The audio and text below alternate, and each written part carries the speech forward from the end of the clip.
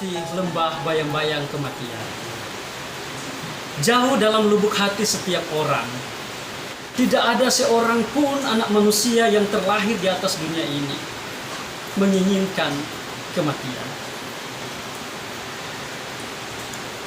Sejujurnya, kita mengharapkan untuk memiliki umur yang panjang, supaya kita boleh menikmati perjalanan hidup yang lama.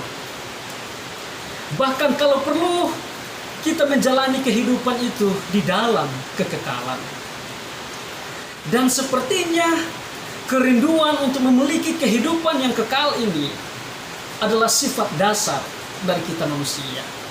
Dr. Herbert Benson adalah seorang dokter yang berasal dari Harvard University. Dalam bukunya Times Healing, dia menulis, cetak biru genetika kita menjadikan kepercayaan kepada hal-hal yang kekal menjadi bagian dari sifat dasar kita. Dan ini bukan kebetulan. Dia melanjutkan bahwa kita dihubungkan kepada Allah. Iya, firman Tuhan mengatakan demikian, bahwa Tuhan mengatur kekekalan di dalam hati kita. Pengkhotbah pasal 3 ayatnya yang ke-11 dikatakan di sana, Ia, Tuhan, membuat segala sesuatu indah pada waktunya. Bahkan Ia memberikan kekekalan dalam hati mereka. Kata memberikan dalam bahasa Ibrani-nya adalah Nathan, yang memiliki arti put atau set.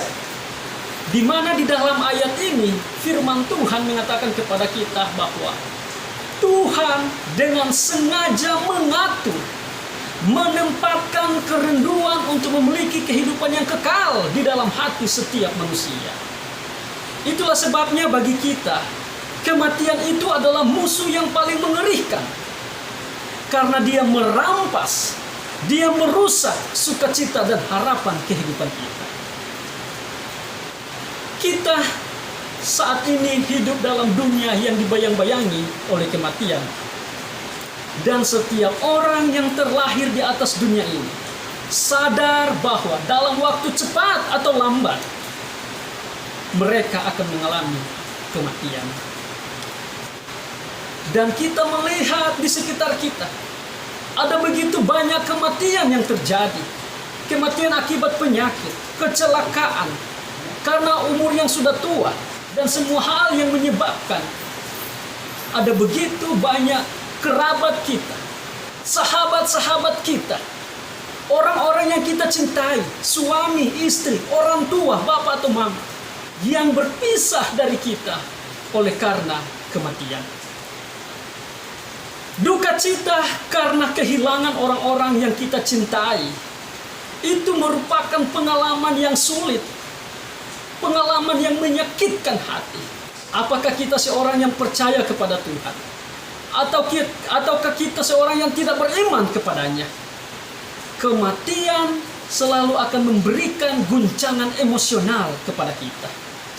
Kesulitan dalam mengendalikan perasaan oleh karena kehilangan seseorang yang kita cintai karena kematian dapat dilihat dari pengalaman dua kisah berikut ini. Pengalaman pertama dari seorang negarawan dan juga seorang konsultan dan ahli filsafat dari Roma yang bernama Marcus Tullius Cicero. Setelah kematian putrinya yang berusia 30 tahun yang bernama Tullio, Cicero kemudian menulis surat kepada seorang sahabatnya. Dan surat ini kemudian diterbitkan oleh Oxford University Press pada tahun 1998 di New York. Di dalam surat tersebut, Cicero menuliskan betapa hancur hatinya karena kehilangan putrinya tersebut. Dia menuliskan seperti berikut. Saya telah mengurung diri di daerah yang sepi ini, jauh dari semua percakapan manusia. Di pagi hari saya bersembunyi di hutan yang rimbun, dan kembali pada malam hari. Sekarang kesendirian telah menjadi sahabat saya. Satu-satunya bentuk komunikasi saya sekarang lewat buku-buku. Namun saya juga terganggu pada saat membaca oleh karena terlalu banyak menangis. Saya berusaha menahan agar tidak menangis, kata Cicero. Namun saya tidak cukup kuat. Cicero merasakan bagaimana kematian itu menghancurkan hatinya. Bagaimana kematian itu membuat seolah-olah dunia di sekitarnya, seolah-olah jabatan yang dia miliki, seolah-olah pemikiran yang dia punya saat ini hampa dan hancur berantakan. Kematian tidak memandang siapa Anda. Apakah Anda memiliki jabatan yang tinggi atau masyarakat biasa? Apakah Anda orang pintar, orang bijaksana, atau Anda adalah orang yang lambat berpikir? Kematian akan tetap menghancurkan perasaan kita. Kisah berikut adalah kisah dari seorang pendeta yang memiliki dedikasi yang tinggi dalam pelayanan pekerjaan Tuhan. Pendeta yang hebat dan sangat terkenal di akhir abad ke-19. Dia adalah pendeta Joseph Parker, seorang pendeta yang melayani di London City Temple. Dedikasi pelayanannya begitu tinggi dan dia adalah pendeta yang hebat. Setiap minggu begitu banyak orang datang berbondong-bondong untuk mendengarkan khotbahnya yang menggugah hati. Khotbah dari pendeta ini yang memberikan kekuatan dan semangat. Sampai suatu saat dia mengalami sebuah krisis yang hebat dalam dirinya. Istrinya mengalami penyakit yang membuatnya menderita. Sampai-sampai dia menyatakan bahwa dia tidak akan membiarkan seekor anjing yang menderita seperti istrinya. Dan istrinya kemudian meninggal dengan penyakit tersebut. Setelah kematian istrinya, di hadapan umum pendeta Parker menyatakan bahwa selama 1 minggu dia menyangkal adanya Tuhan. Walaupun pada akhirnya pendeta Parker kembali menjadi seorang pendeta yang setia dalam pelayanan pekerjaan Tuhan. Dan dia kemudian memberikan kesaksian bahwa dia telah mendapatkan makna dari penderitaan yang dia alami. Namun kematian istrinya membuat pendeta Parker, pendeta yang hebat, pendeta yang setia ini, pernah kehilangan imannya. Saudaraku yang kekasih, ketika Tuhan menciptakan manusia, Dia tidak pernah merencanakan kematian itu menjadi bagian dalam hidup kita. Tetapi kita menyaksikan saat ini, oleh karena keputusan yang salah yang dibuat oleh nenek moyang kita, melanggar perintah Tuhan, kematian sepertinya menjadi bagian dari hidup kita.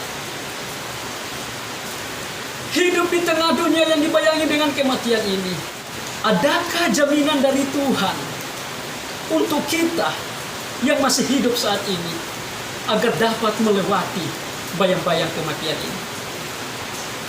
Renungan firman Tuhan yang ingin saya bagikan terdapat di dalam Mazmur pasal 23. Mazmur pasal 23 khususnya di ayatnya yang keempat.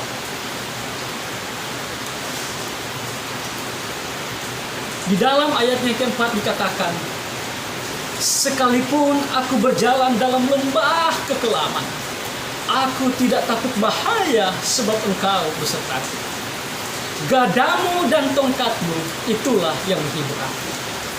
Mazmur pasal 23 mungkin adalah bagian yang terkenal di dalam Alkitab oleh orang Kristen. Dan ada begitu banyak orang Kristen yang sangat senang ketika mendengar dan membaca dari Mazmur ini. Mazmur ini menggambarkan bagaimana Tuhan adalah gembala yang baik, gembala yang menyediakan padang rumput yang segar, padang rumput yang hijau bagi domba-dombanya, gembala yang menuntun umat-umatnya ke air yang tenang. Begitu indah gambaran dari Mazmur ini. Tetapi saudaraku yang kekasih, bagi sebagian orang Kristen, gambaran dari Mazmur pasal 23 ini tidak relevan dalam hidup mereka. Kehidupan mereka begitu jauh dari padang rumput yang hijau itu. Kehidupan mereka begitu jauh dari air yang tenang. Bahkan kehidupan mereka harus menikmati air yang pekat. Tetapi saya sangat senang dengan Mazmur 23 ini. Karena Mazmur 23 tidak berakhir di ayatnya yang ketiga. Jika seandainya Mazmur 23 hanya berakhir di ayat ketiga, saya juga menganggap Mazmur 23 ini tidak relevan dalam hidup saya. Itulah sebabnya ayat yang keempat yang saya pakai untuk menjadi renungan bagi kita. Syukur kepada Tuhan oleh karena ada ayat yang keempat dari Mazmur pasal 23 ini yang akan menolong, memberikan kekuatan dan pengharapan kepada kita yang menjalani kehidupan yang jauh dari padang yang hijau ini. Di dalam Mazmur pasal 23 ayat 4 ini, pemazmur mengingatkan kepada kita sebagai umat Tuhan, kawanan domba gembalaan Tuhan, bahwa di dalam menjalani kehidupan ini, kita tidak hanya bertemu dengan padang yang berumput hijau. Hidup kita tidak hanya dituntut kepada air yang tenang, tetapi kehidupan kita di dunia ini adalah kehidupan yang akan berhadapan dengan lembah kekelaman, lembah bayang-bayang kematian. Banyak sarjana Alkitab berpikir bahwa kata lembah kekelaman ini berasal dari akar kata sel dan mawet. Sel yang memiliki arti shadow, bayang-bayang, dan mawet yang memiliki arti maut atau kematian. Jadi lembah ini adalah lembah bayang-bayang kematian. Kata sel mawet ini digunakan 18 kali di dalam Perjanjian Lama dan 10 kali dia muncul di dalam kitab Ayub. Di dalam kitab Ayub, kata ini menggambarkan kematian. Ayub pasal 10 ayat 21 dan 22, dan juga Ayub 38 ayat 17. Juga kata selmawet ini menyatakan penderitaan. Ayub pasal 16 ayat yang ke-16 dan juga Ayub 24 ayat 17. Juga kata selmawet ini menunjukkan pekat malam, kegelapan. Di dalam Ayub pasal 3 ayat 5, juga Ayub 12 ayat 22, Ayub 24 ayat 17, Ayub 28 ayat 3, dan Ayub 34 ayat 22.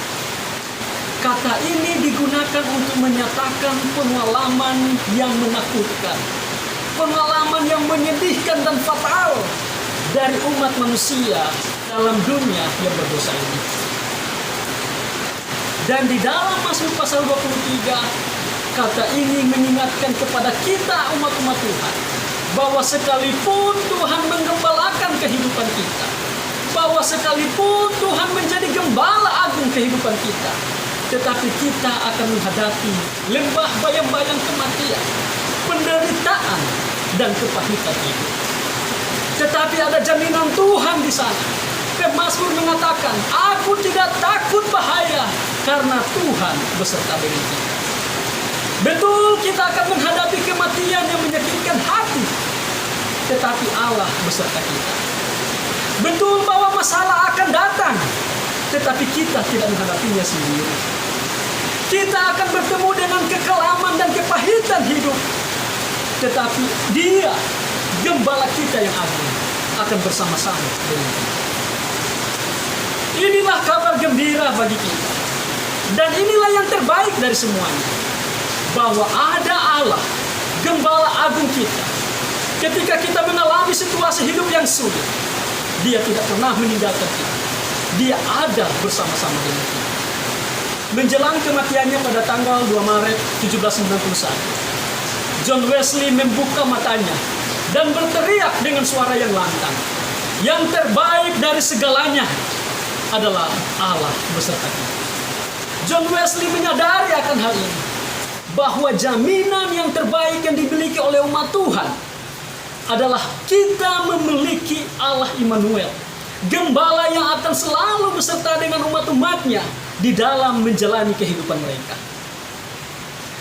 Gembala yang tidak hanya bersama-sama dengan kita ketika kita berbaring di padang yang berumput hijau, ketika kita melewati hari-hari yang indah, ketika kita merayakan ulang tahun pernikahan ke-50, ketika kita dipromosikan dengan jabatan yang bergengsi, ketika kita memiliki penghasilan yang berlimpah, ketika kita mencapai pendidikan yang lebih tinggi. Tetapi Dia juga adalah Allah yang bersama dengan kita ketika kita berada di lembah yang dibayang-bayangi kematian, ketika kita berada di lembah yang penuh dengan penderitaan, ketika kita berada dalam kehidupan yang pahit, ketika kita berada dalam kesulitan hidup. Puji Tuhan, kita memiliki gembala yang luar biasa, gembala yang akan terus bersama dengan umatnya, yang akan menggendong mereka ketika mereka mengalami kehidupan yang berat. Seorang penulis Kristen yang terkenal dan seorang ahli teologi dari Gereja Misioneri ke-7 yang bernama Ellen G. White menulis dalam bukunya Kerinduan Segala Zaman halaman 480. Kristus merasakan kemalangan setiap penderita. Dia merasakan sengsara itu. Penulis ini menuliskan bahwa ketika ada umat Tuhan yang mengalami kemalangan hidup, Kristus merasakan kemalangan itu. Ketika ada umat Tuhan yang mengalami kesengsaraan dalam kehidupan, Kristus juga mengalami kesengsaraan itu. Dia mengalami kepahitan yang kita alami. Dia merasakan kepahitan dan kehancuran yang kita rasakan.